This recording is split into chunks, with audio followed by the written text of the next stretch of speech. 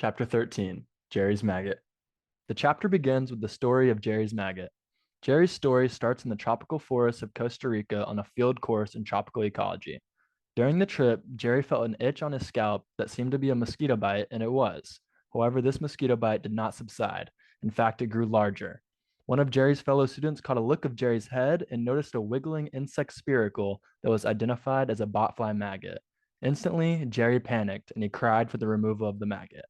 The most appropriate course of action is a quick slice of a sterile scalpel, but unfortunately for Jerry, surgeons are few and far between in most tropical forests. Under these conditions, many botfly hosts choose the meat cure. The meat cure takes advantage of the fact that the maggots are air breathers and must maintain contact with the air through their respiratory spiracle. So if you sandwich a piece of raw meat over this air hole tightly enough, the larvae are forced to burrow up through the meat in search of fresh air. But Jerry wasn't willing to go through with this option because it meant to have to shave his head, losing his pride and joy. So he chose option 3, wait for the larva to fall out on its own, which ended up happening for him at a Red Sox game a few months after he returned from Costa Rica. The story of Jerry's maggot started long before Jerry came along. It started with a botfly and her egg.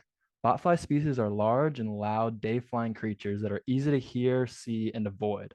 So they developed an interesting adaptation known as oviposition by proxy that utilizes the stealthier night-flying mosquitoes to do their dirty work. The female botfly swoops in, grabs a hold of a female mosquito, glues her fertile eggs onto the mosquito, and then releases her. When the mosquito finds a mammal or bird and begins her meal, the body heat of the host triggers the hatching of the botfly egg, and the tiny larva falls off its carrier and burrows into the human or animal host. Here's animation of another botfly that tackles a mosquito mid-flight and attaches her eggs to the insect's belly. When the mosquito feeds on a human, body heat triggers the eggs to hatch into larvae, which burrow into the wound. But it pokes its rump out of your skin so it can poop, which is courteous. This interaction between the botfly and its host is complicated in terms of the mechanics of oviposition, but in this case, the overall relationship is quite simple. The botfly gains and its host loses. This is known as parasitism. The three main types of interactions between species, parasitism, commensalism, and mutualism, seem to be pretty well defined. An interaction is considered parasitism when one species benefits to the other's detriment. When one species benefits and has no effect, negative or positive, on the other species, this interaction is commensalism. Finally, when both species incur benefits, it's mutualism. It's not always that simple, though. Sometimes, especially when high biodiversity leads to complex interactions, lines can be blurred. This chapter first examines an interaction between two species in the tropics, which appears to be straightforward parasitism until you look a little closer. Brood parasitism. So brood parasitism is when one bird chooses to lay its eggs in the nest of another species. In this way, brood parasites avoid parenting their offspring and supplying them with resources. Obviously, this usually comes at the expense of the foster bird's offspring. Brood parasite nestlings often have advantage over the foster bird's nestlings, such as larger size, more aggressive disposition, or faster development. Brood parasite nestlings either outcompete their nestmates or kill them outright, like in the case of European cuckoos and African honeyguides. The honeyguides stab the other nestlings to death with a specialized tooth, while the European cuckoos hatch first and push the other eggs out of the nest, as we can see in this video.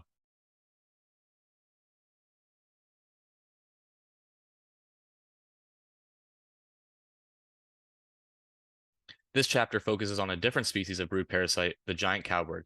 These birds outcompete their foster siblings, or pendulas, by feeding more aggressively in them. At first glance, this interaction seems to be straight up parasitism. It's even in the name. However, Neil Smith of the Smithsonian Tropical Research Institute questioned the nature of this interaction, as it seemed that brood parasitism would be a massive evolutionary disadvantage to the oropendulas. What he and his researchers found was quite interesting. Sometimes the cowbirds were quick and stealthy when depositing their eggs into the nest of the oropendulas, and the eggs looked very similar to the eggs of the foster parents. In these cases, the oropendulas were more skeptical of the cowbird eggs and often ousted them from the nests. In other colonies, cowbirds were brazen when laying eggs, depositing multiple eggs in each nest that did not resemble those of the oropendulas, doing so in front of the foster parents. In these colonies, the oropendula parents did not seem to care and raised the cowbird nestlings as their own. Smith was intrigued by these findings and wanted to figure out what caused the discrepancy between colonies.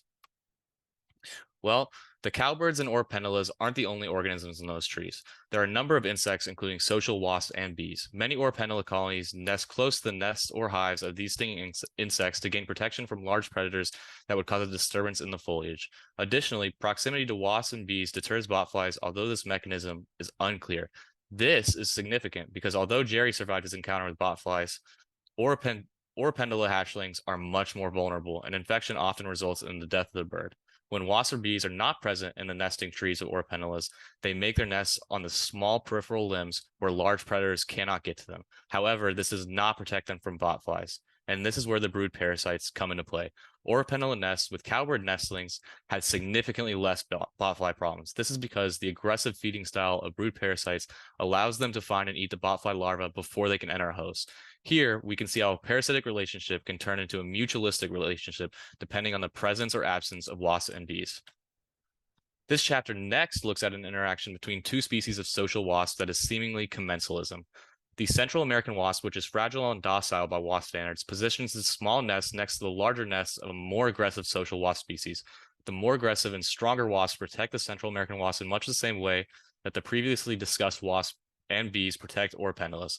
During the wet season, this relationship can be classified just as it seems, commensalism. However, during the dry season, certain birds begin to target the large nests of the aggressive wasp as numbers of other insects dwindle. In just a couple weeks, the majority of these nests are destroyed, along with the nests of the Central American wasp. Here, this commensalistic interaction has the potential to harm the benefiting species depending on the time of year. If the dry season was to run just a bit longer, the pros of nesting with a more aggressive wasp species might become outweighed by the cons.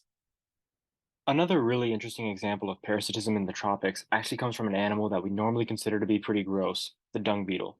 The tropical dung beetle that Forsyth and Miata talk about in chapter 14 of Tropical Nature lay their eggs on and in the dung piles that they find on the ground. The thing is, so do a number of different fly species. When flies are better at sensing fresh piles of dung and can fly to them faster than any dung beetle can walk, dung beetle larvae face some pretty stiff competition. The fly larvae are usually able to starve out any later arriving beetle populations.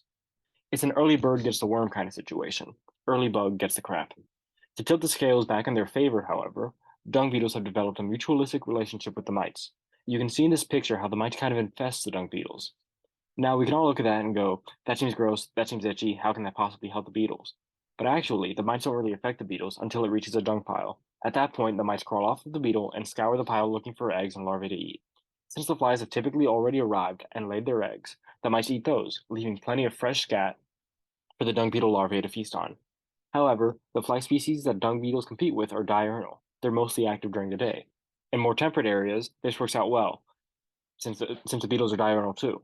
When a temperate mite-laden beetle reaches a dung heap, the mite scurries off to find recently laid fly eggs and larvae. Many tropical dung beetles, however, have taken to a nocturnal lifestyle in an effort to avoid predation from the wide array of the tropics' daytime predators.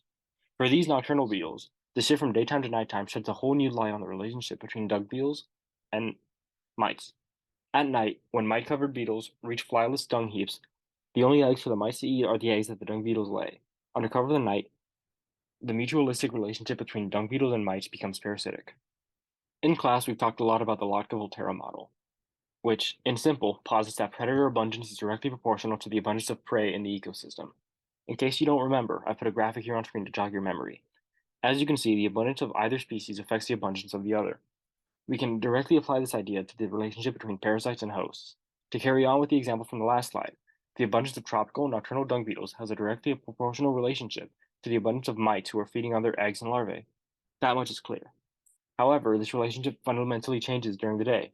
Instead of acting as parasites to their host, the mite's presence actually benefits the dung beetles. It's difficult to say how this would affect the Lotka-Volterra modeling of their relationship, or if the beetles and mites would still fit into the model. Perhaps since the relationship is now characterized by two species competing together against a third, that the three species relationship would better fit into a Tillman R-star model.